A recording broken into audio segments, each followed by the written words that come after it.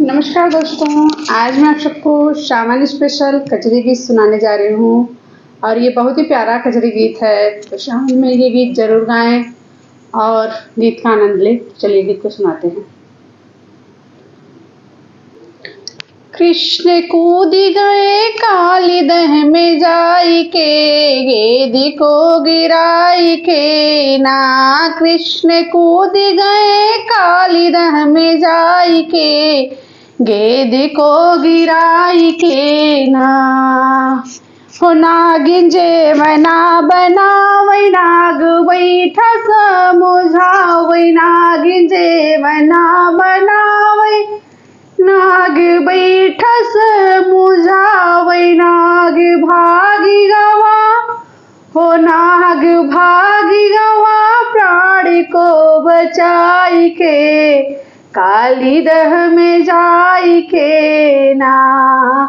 ओ कृष्ण कूद गए गेद को गिराई के, काली दह में जाई के ना। नागिन बीरवा बनावै, नाग बैठा समुझावै। नागिन बीरवा बनावै, नाग बैठा समुझावै। नाग भागी गवा, हो नाग भागी गवा, प्राण को बचाई के, काली दह में जाई के ना। ओ कृष्ण कूद गए गेद को गिराई के, काली दह में जाई के ना।